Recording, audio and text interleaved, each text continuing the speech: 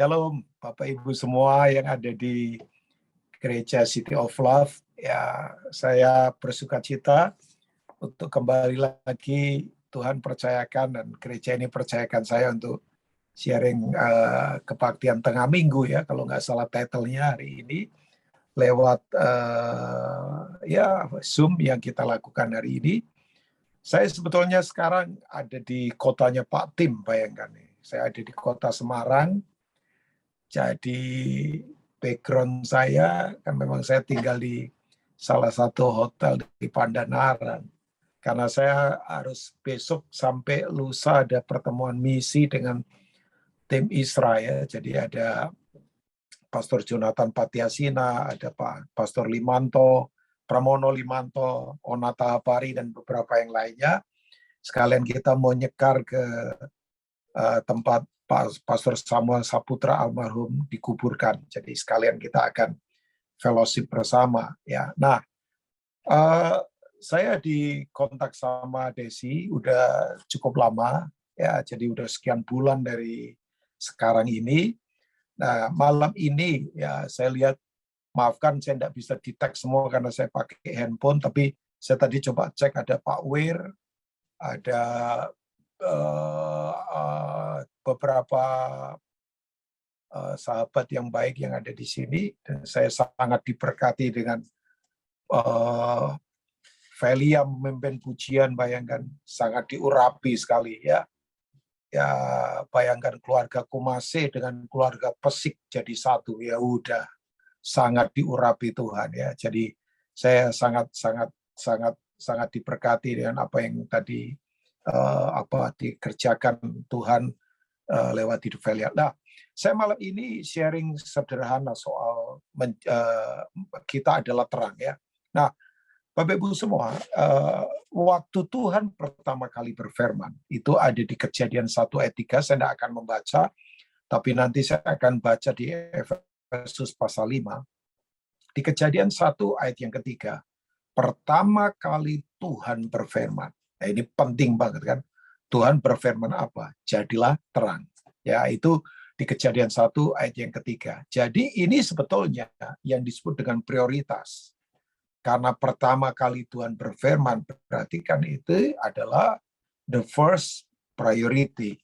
Ya, ini adalah prioritas yang utama, yang pertama. Jadilah terang. Nah, Bapak Ibu semua, ternyata hidup dalam terang itu adalah hidup yang sangat kelihatan. Manifestasinya tidak akan mungkin buram dan tidak akan mungkin membingungkan ya, karena terang itu pasti, itu tandanya pasti ya. Nah, saya ingin mengajak kita akan membaca coba Efesus pasal 5. Bapak Ibu nanti saya sarankan ya, kalau pas lagi perenungan firman, tolong baca dari ayat 1 sampai ayat 21 ya. Ini sebetulnya tidak perlu dijelaskan, itu sangat jelas sekali ditulis oleh firman Tuhan. Ini adalah suratnya Paulus pada satu jemaat namanya Efesus. Nah, saya kasih background sedikit saja, saya yakinlah Pastor Tim pasti pernah menyinggung soal ini, ataupun pendeta lain ya, yang ada yang khotbah di atau sharing firman di City of Love. Nah, Efesus itu adalah kota di mana di situ terjadi pertempuran dengan penyembahan berhala yang sangat kuat, namanya Dewi Artemis, atau orang suka menyebut itu adalah Dewi Diana. Ya, nah di kota Efesus itu ada kuil Diana yang gedenya itu 135 meter kali 75 meter. Imagine kan? Itu besar sekali, 135 kali 75 meter. Nah, di kuil itu sebetulnya isinya adalah itu tadi, meteor yang jatuh dari langit, yang mengkilap hitam. Nah, tapi begini, bentuknya itu benjolan-benjolan. Sampai kemudian dia itu tuh disembah sebagai seperti payudaranya itu tuh Diana, Artemis. Makanya kebanyakan ya yang dijual aksesorisnya begitu-begitu. Ya ini karena sekali lagi ya, di mana ada penyembahan berhala pasti ada banyak pelacur bakti di situ. Ya itu yang disebut dengan bahasa Ibraninya Kit Medesit. Itu adalah pelacuran imam-imam yang ada di kuil berhala. Ya, makanya hati-hati Bapak Ibu ya. Semua bentuk penyembahan berhala itu selalu mengarahnya kepada kenajisan dan perzinahan. Karena berarti Tuhan dinomor duakan. Ya kan? Coba, makanya coba lihat ya. Semua daerah atau negara di mana penyembahan berhalanya kuat, pasti manifestasinya itu tuh, kenajisan, perzinahan, kemudian ketidaknormalan dalam kehidupan seksual itu pasti nyata manifestasinya. Sebutkan saja ya daerah atau negara manapun ya Bapak Ibu ya, karena memang kan Alkitab katakan jangan ada ilah lain karena itu berzina di hadapanku. Itu kan itu manifestasinya jelas. Makanya waktu Musa lempar loh batu dari Gunung Sinai itu kan, dia nggak sekedar hanya lihat orang Israel menyembah patung lembu berhala itu, berhala patung lembu emas, tapi mereka itu, nah maaf saya pakai bahasa ini, mereka telanjang dan kemudian lakukan free sex di bawah. Nah, itu kemudian yang membuat Musa sangat marahnya luar biasa. Nah, saya tidak akan membahas itu secara dalam, cuman pengen beritahu background-nya. Nah, Efesus itu, tapi yang hebat adalah begini, gereja di situ adalah gereja yang kerasulannya sangat kuat. Nah, ciri gereja kerasulan itu adalah mahir bertempur dengan penguasa udara. Kemudian gereja yang tidak mandek dalam status quo atau kenyamanan, tapi terus bergerak. Gereja yang selalu kemudian begini, misi penginjilannya kuat. Nah, gereja Efesus itu dipimpin ya ada beberapa orang, tapi yang kemudian dituakan di situ kan kita tahu ya, orang yang namanya kayak gembala saudara Timothy. Ya, jadi tapi malam ini bukan karena nama gembala saudara Pastor Timothy kemudian saya khotbah ini, enggak. Tapi memang Efesus digembalakan oleh Timotius, which is dia adalah spiritual son dari Paulus kan. Dia anak rohaninya Rasul Paulus, kita tahu semua. Tapi memang pertempurannya luar biasa. Tapi di Efesus lah gereja kerasulan sangat kuat. Makanya kalau Bapak Ibu membaca di pasal 4 dari ayat 11, itu 5 jawatan diajar di Efesus. Nabi, guru, penginjil, rasul, gembala.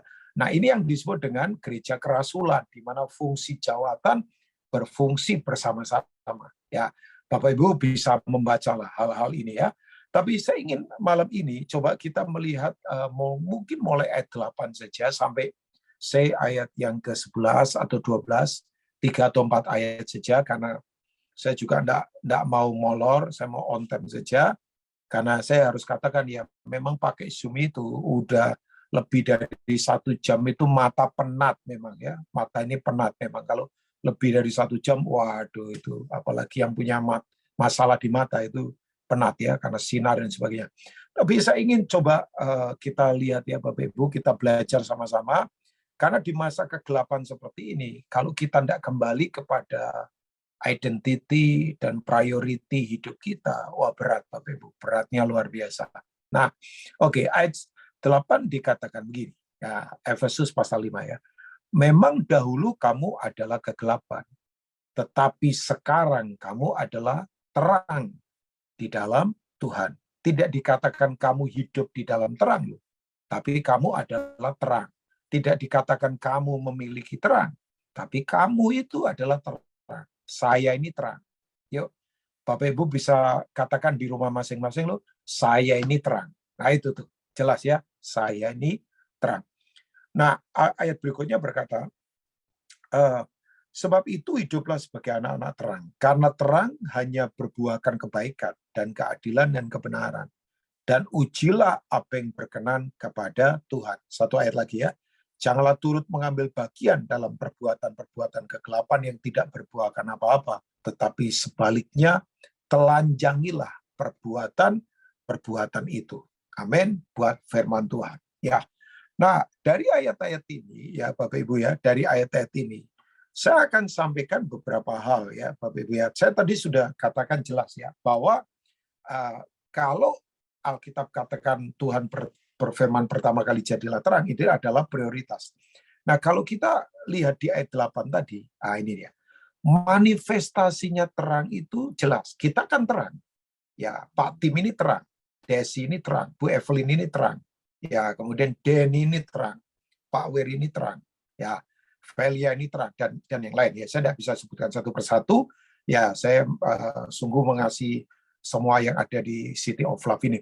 Tapi kita ini adalah terang. Nah, terang ini manifestasinya hanya berbuahkan. Itu kan jelas. Manifestasinya di luar ini berarti bukan terang. Kan tadi dikatakan ya bahwa ayat yang ke-9, karena terang itu hanya berbuahkan. Nah, ini ada beberapa yang ingin saya bagikan untuk kita sadar bahwa kita ini adalah terang. Yang pertama, terang itu berbuahkan selalu kebaikan. Ya, kindness. Jadi terang itu selalu berbuahkan. Nah, kalau saya bilang kebaikan di sini, ini bukan kebaikan standar manusia, ya kan? Sebab begini, kalau kebaikan standar manusia gampang. Saya baik sama Denny, asal Denny baik sama saya. Kalau Denny jahat sama saya, ya saya nggak mungkin bisa baik sama Denny. Tapi kalau standarnya Tuhan, even Denny nggak baik sama saya, tapi nggak mungkin lah. Denny itu mukanya saja muka calon anggota kerajaan surga sudah. Nggak mungkin dia jahat sama saya. Nah, tapi begini, kalau Denny jahat sama saya, kalau standar saya susah baik sama Denny dong. Tapi kalau saya hidup dalam standar kebaikannya Tuhan, saya akan tetap baik. Walaupun Denny nggak baik sama saya. Oh iya dong. Oh, saudara baik sama mafia, mafia baik sama saudara. Tapi saudara jahat sama mafia, jangan harap mereka baik sama kita. Itu standar manusia. Tapi kalau standarnya Tuhan lain. Tuhan itu kebaikannya itu sangat agresif, ekstrim, dan tidak perhitungan. Ya, saya tidak perlu jelaskan lah. Bapak Ibu tahu kan, matahari saja ya semua orang menikmati. Hujan yang turun saja semua orang menikmati. Ya dong, itu semua karena kebaikan Tuhan itu sangat ekstrim. Nah, terang ini hanya berbuahkan ini. Orang pikir, Pak, ngapain sih Pak ngomong begitu? Oh, hang on. Kalau Bapak Ibu baca Matius 5 ayat 16, ya, hendaklah terangmu bercahaya di depan semua orang supaya mereka melihat perbuatanmu yang baik dan memuliakan Bapamu yang di surga. Jadi di mana ada kebaikan itu selalu paralel dengan kemuliaan Tuhan. Nah, saya kalau bicara kemuliaan, kan saya berulang kali katakan, kemuliaan itu bicara tentang kualitas. Ya, talking about the glory of God is talking about yaitu quality, kualitas, bukan sekedar biasa. Nah, di mana ada kualitas jelas, harganya mahal. Di mana ada kualitas jelas, pasti punya apa? The strong durability, daya tahan, endurance, daya tahannya kuat. Hari gini Bapak Ibu ya, hidup di masa begini, kalau nggak punya daya tahan, wah stres kita, asli. Ya, saya tadi ngobrol heart to heart, ya heart to heart conversation dengan, saya panggil dia Mami Elizabeth Philip. Saya kan kenal beliau 25 tahun yang lalu, bayangkan. Jadi sangat dekat lah. Kita udah kalau ngobrol udah sambil makan pecel, sambil makan gorengan, sambil cekakaan, kadang-kala ya nyembur-nyembur juga makanannya, saling nyipratin begitu ya. Udah biasa begitu, udah dekat banget. Itu ciri orang sudah dekat, nggak formal-formal. Ya, kalau saya sama Pak Wir sembur-semburan makanan, Pak Wir bisa marah sama saya dikejar-kejar Cik Maya nanti ya. Ya, pakai sapu bisa dipukul sama Cik Maya nanti. Ya, pasti kita karena dekat kan begitu, sudah makan ya udah makan sambil ngobrol sembur-semburan makanan. Ya, droplet di mana-mana lah pasti ya. Tapi ya, nah saya kemudian begini, aduh my goodness. Saya itu kalau lihat Mami Elis, saya geleng-geleng kepala. Asli. Saya mengikuti perjalanan hidup beliau. Tahu nggak Bapak Ibu ya, beliau tuh punya sekolah, salah satunya saja ya sekolah.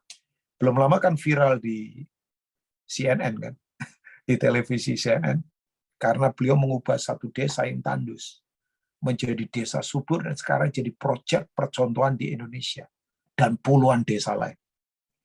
Bisa dibayangkan itu. Waduh, itu saya kalau lihat itu. Padahal kan beliau tuh ya kalau Bapak Ibu tahu kan matanya buta kan. Matanya buta karena ada tumor beberapa titik. Jadi saya kenal sebelum beliau matanya buta. Ya. Ini saya freeze atau tidak ya? Enggak ya. Suara saya kedengaran kah? Oke ya. Pak. Kok semua Kedengeran. kayak diam. Oh, aman ya? Oke, Dan, Aman. thank you. Kasih tahu ya kalau Pak Tim, kalau misalnya kok tadi diam semua, saya pikir apa saya dicuekin. Ya. Nah, Bapak Ibu semua, saya itu waktu melihat ini, oh my God. Oh, jangan tanya saya berapa orang yang bertobat. Waduh. Nah, saya barusan ketemu sahabat lama saya, namanya Pastor Amos. Mungkin Bapak Ibu tidak kenal. Tapi kalau Bapak Ibu tahu, kalau ada orang yang dulu pertama kali berani merampok, itu peristiwa tim nggak tahu ingat nggak, jalan ke Podang atau apa itu, kota Semarang kan, pecinannya Semarang itu kan ada Bank BDNI. Kalau tahu ya, di jalan apa sih, nama-nama burung begitu tuh, saya lupa itu. Nah, beliau itu adalah orang yang melakukan itu. Wah, sampai akhirnya dikirim ke Nusa Kambangan. 2 tahun lebih 6 bulan kena hukumannya. Kan jadi pendeta. Wah, saya itu kalau melihat kesaksian hidupnya sampai saya geleng-geleng kepala. Saya tanya begini, bagaimana Bapak yang kasar keras ini, ya kan, ketua preman bayangkan, se-Semarang, ya. Saya tanya, bagaimana Bapak bisa bertobat? Dia bilang begini, saya disentuh oleh kebaikan satu orang yang tanpa pamrih. Wah, saya bilang, ya dia cerita, dan kemudian saya berkata, wow, Bapak Ibu tahu nggak sekarang ini, hampir 200 lebih keluarganya bertobat kenal Tuhan. Dari pertobatannya dia. Saya satu kali Bapak Ibu ada di kota Ambon, ya saya ketemu satu orang, nggak tahu Pak Tim kenal atau tidak, nama seorang pastor dari GPCC, namanya Pastor Johnny Herjawan. Saya nggak tahu Pak Tim mungkin kenal ya, hamba Tuhan ini. Beliau adalah orang yang menurut saya konsisten untuk ada pelayanan misi ke daerah-daerah. Ya, saya harus akui gereja ini untuk ke daerah cukup kuat lah. Ya, artinya saya senang walaupun mereka banyak anak muda, tapi tetap itu ya. Tapi saya ketemu sama Pastor Johnny Herjawan, dia cerita begini sama saya, Pak Rubin, saya itu kenapa sangat suka ke daerah. Nah, salah satu pelayanannya dia, mungkin Bapak Ibu pernah dengar ya, dia itu membawa itu solar cell yang itu ya, panel surya ya, mungkin banyak yang tahu itu ya. Itu masuk ke daerah-daerah yang memang listrik belum ada, PLN itu susah masuk ke sana, ya kan? Nah, Bapak Ibu, dia cerita begini, saya tahu nggak Pak Rubin, setiap kali di mana tempat gelap berada, ketika terang menyala, waduh, itu anak-anak semangat belajar, aktivitas kehidupan begitu luar biasa, ya. Jadi memang betul di mana ada kehidupan, ya, di mana ada terang ya, itu kehidupan memang berbeda. Nah, saya mengingatkan saja buat kita ini terang Bapak Ibu. Ya, ini sekeliling kita kegelapan begitu luar biasa. Dan saya yakin seperti misalnya ya, Pak Gembala senior di saudara, di mana saudara ada di gereja, Pak Niko udah berkata bahwa akan terjadi lawatan ke depan, akan muncul generasi baru yang akan Tuhan pakai. Saya yakin Pak Tim pun sharing itu. Saya yakin banget, saya yakin ini sedang memang terjadi begitu luar biasa. Oke, saya mungkin kalau Velia pasti tahu lagu ini lah, Velia ya. Velia, Denny pasti lagu ini. Bapak Ibu tahu lagu itu nggak? Blessed Assurance. Ya, aku bernyanyi bahagia, memuji Yesus selamanya. Kan sebenarnya bahasa Inggrisnya kan, this is my story, this is my song. Nah, itu lagu diciptakan abad 18 oleh orang dari keluarga Puritan yang cinta Tuhan. Namanya adalah Fanny Crosby. Nah, dia itu adalah orang yang salah operasi mata, buta. Sampai kemudian meninggal di usia 80 tahun lebih. Nanti Bapak Ibu lihat saja, dia punya story di Google ada itu. Tapi Bapak Ibu, orang kan kemudian sepelekan, hina dia. Dan berkata begini, kamu mau buat apa hidupmu buta begini? Ya kan? Kamu mau buat apa? Tapi Bapak Ibu tahu nggak? Orang ini mengarang himne nggak terlalu banyak. Hanya 8.000 himne. Itu yang lagu saya tadi nyanyikan baru satu lagu. Lagu yang lain di jalannya ku diiring dan beberapa. Bapak Ibu bisa dia punya. Nah, saya sering kali katakan buat para songwriter sekarang, Frankie Kuncoro lah, Sari Simorangkir lah, siapalah pengarang-pengarang lagu, mungkin Velia juga ngarang lagu. Saya bilang sama mereka semua, lagu-lagu sekarang itu populer, 3-4 tahun itu biasanya hilang. Ganti lagi yang baru, oke, memberkati, sangat memberkati lah. Tapi coba himne-himne, 200 tahun lebih, tapi dampaknya luar biasa. Tahu nggak Bapak Ibu, apa yang kemudian Fanny Crosby katakan? Saya begini nggak apa-apa, tapi yang penting saya tetap akan menyatakan bahwa Tuhan itu baik. Tidak pergi keliling dunia, ya, tidak pergi kemana-mana, tapi anak kita, cucu kita nanti itu akan tahu lagu-lagu ini dan jadi berkat di mana-mana. Miliaran orang disentuh oleh lagu-lagunya dia. Ya, nah saya ingatkan buat jemaat yang ada di City of Love, yuk, terang itu hanya berbuahkan kebaikan sesuai standar Tuhan. Baca nanti Kisah Rasul 10 ayat 38, yaitu tentang Yesus dari Nazaret. Kenapa Lukas memberitahu kok Yesus dari Nazaret? Maksudnya dia berkata begini, Yesus secara manusia. Bagaimana Allah mengurapi dia? Dia berjalan berkeliling sambil berbuat baik dan menyembuhkan semua orang yang dirasuk oleh setan. Jadi saya ingatkan bangsa kita sekarang perlu disentuh oleh kebaikan dengan standar Tuhan. Bapak Ibu tidak usah takut. Di mana ada kebaikan, di situ ada hal-hal yang dahsyat yang akan Tuhan kerjakan. Tapi yang kedua, tadi di ayat 9 dikatakan, terang itu hanya berbuahkan kebaikan dan keadilan. Nah, apa itu keadilan? Keadilan berasal dari kata Ibrani namanya sedek, ya kan?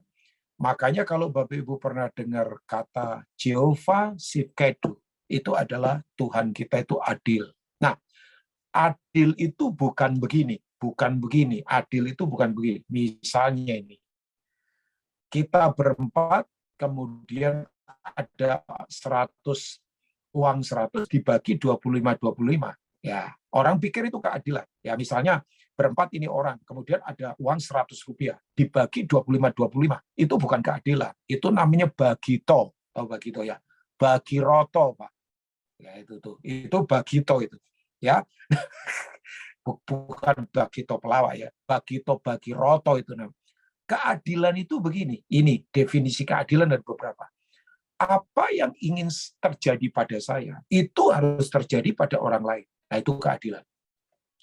Jadi kalau saya ingin sukses, itu juga harus terjadi pada orang lain. Nah, keadilan itu juga definisinya, ini definisinya.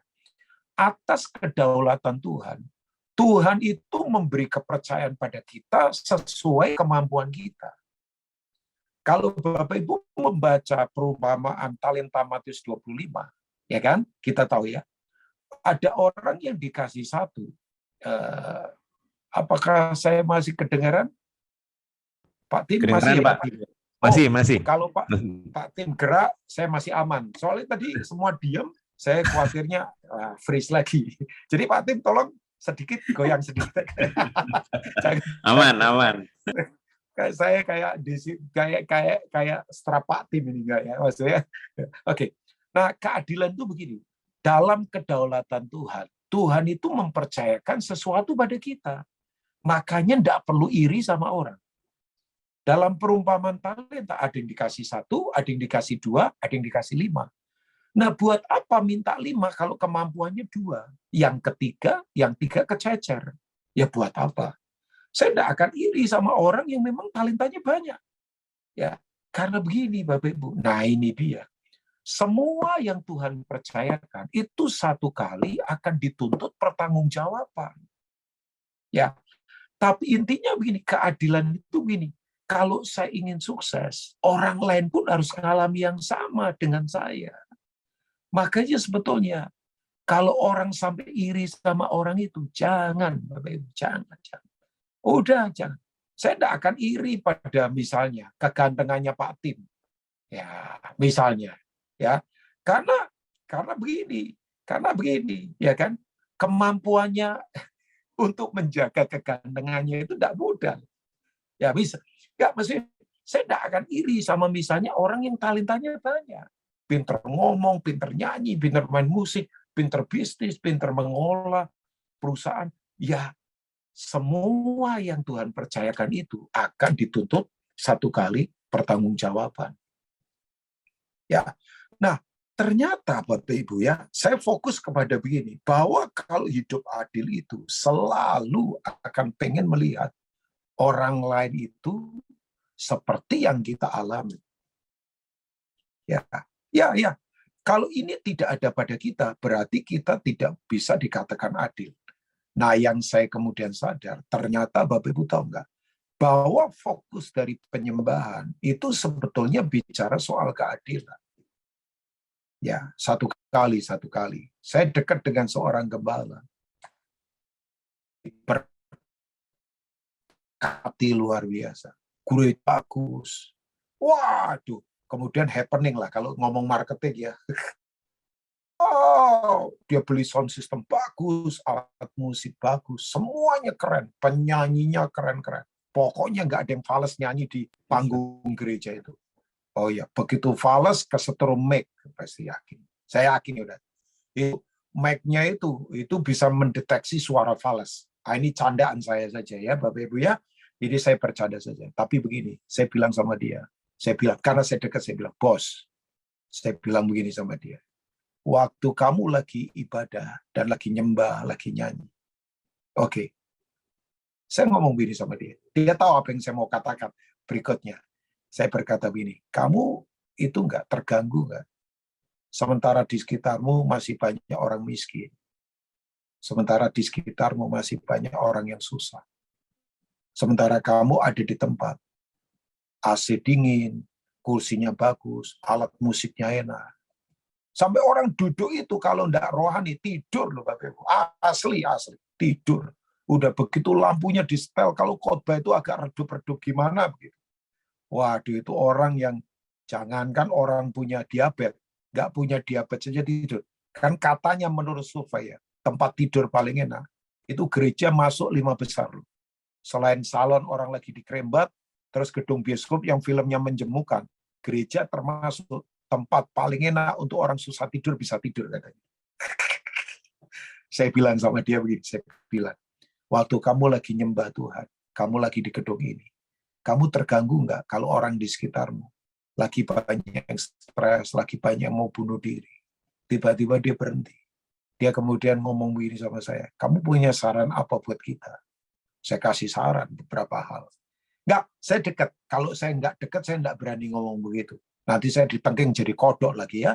Karena ini dekat, Bapak Ibu semua. Saya dekat sama dia. Saya bilang begitu. Tapi saya kemudian sadar, oh iya, bahwa goal dari worship adalah keadilan. Nah, terang itu berbuahkan keadilan. Ya, pertanyaan saya begini.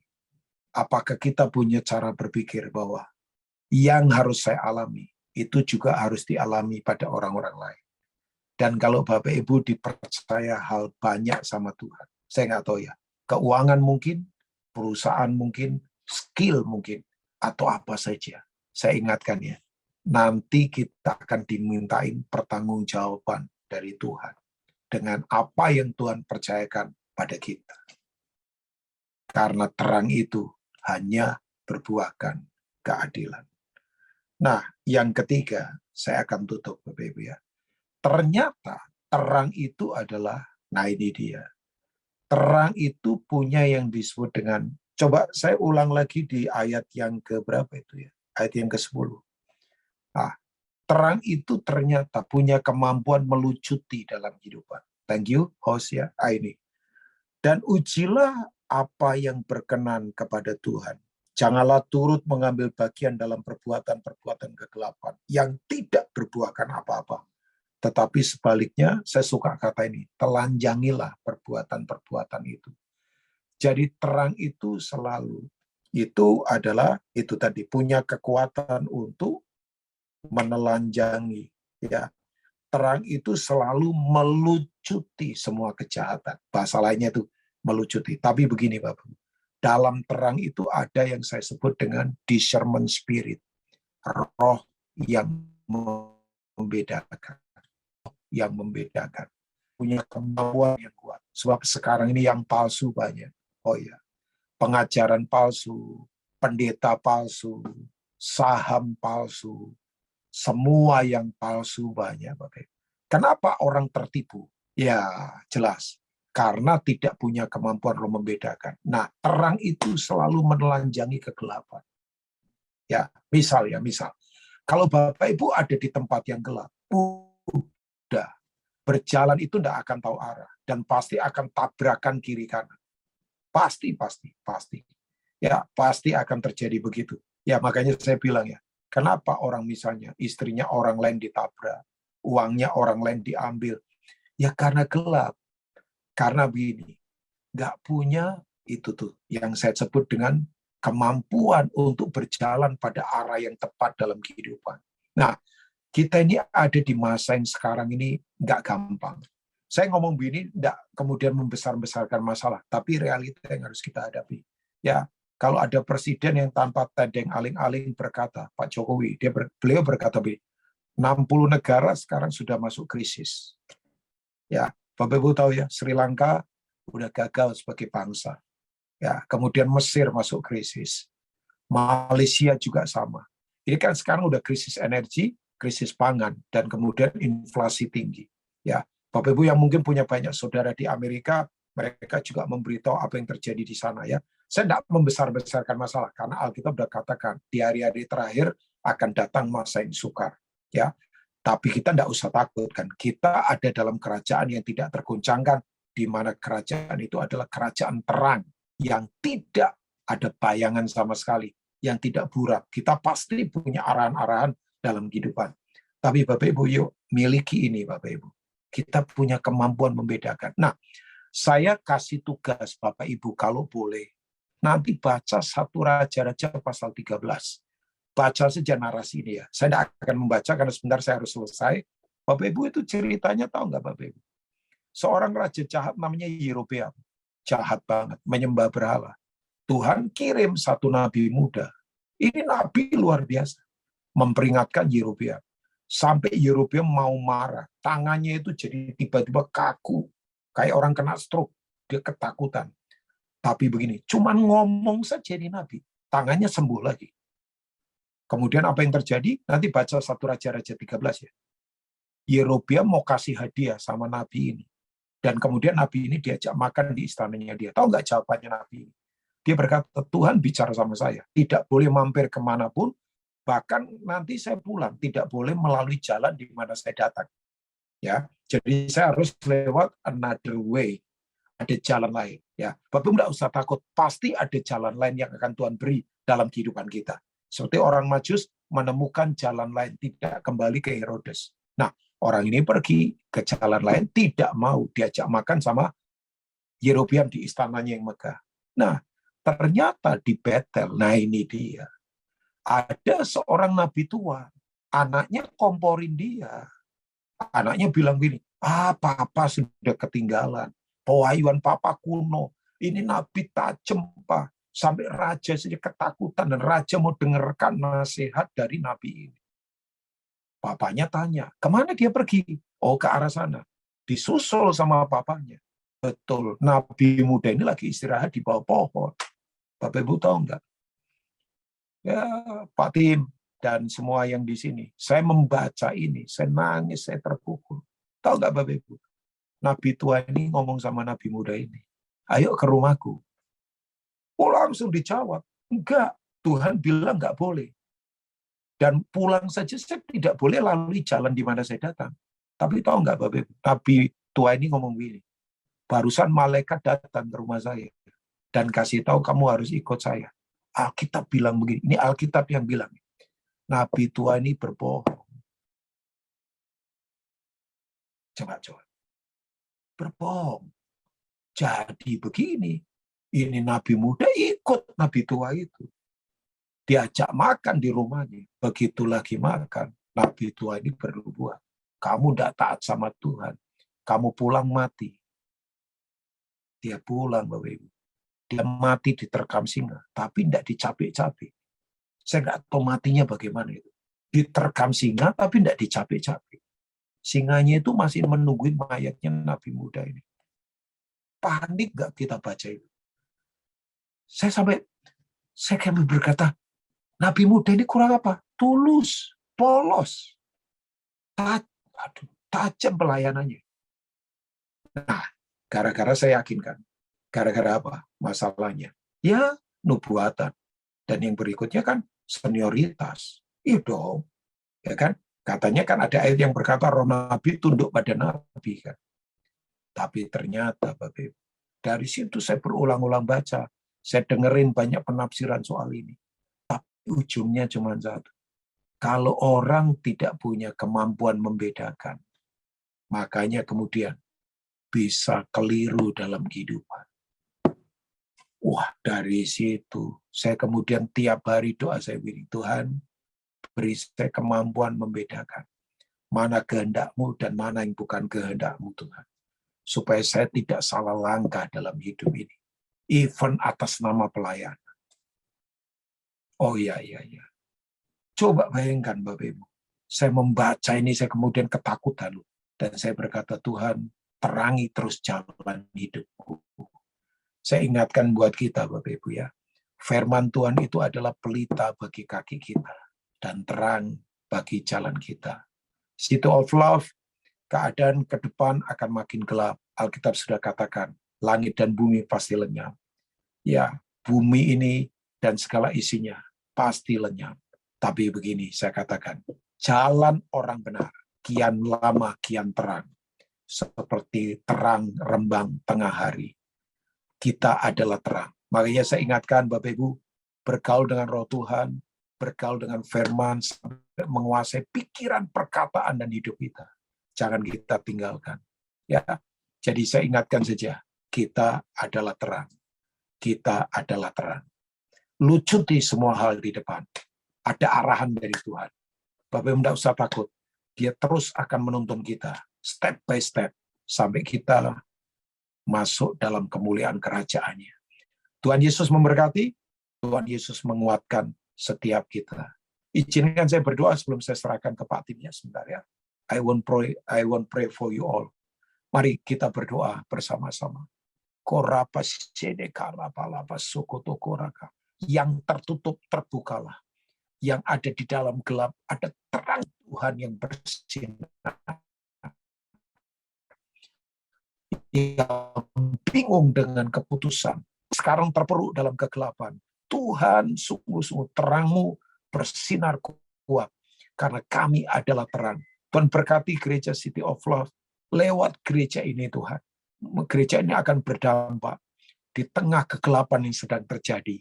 Kami akan tetap menyatakan kebaikan Tuhan. Kami akan tetap menyatakan keadilan Tuhan. Dan kami akan terus memiliki kemampuan membedakan untuk kami bisa mengerti kehendak Tuhan dalam hidup kami. Berkati Pak Tim dengan Ibu Evelyn dan semua yang ada di sini satu persatu. Yang lemah dikuatkan, yang sakit disembuhkan, yang dalam ketakutan Tuhan kekuatan kami yang tak terkalahkan. Terima kasih Bapak, biar firman ini termeterai di hati kami. Demi nama Tuhan Yesus. Haleluya. Amin. Tuhan Yesus memberkati.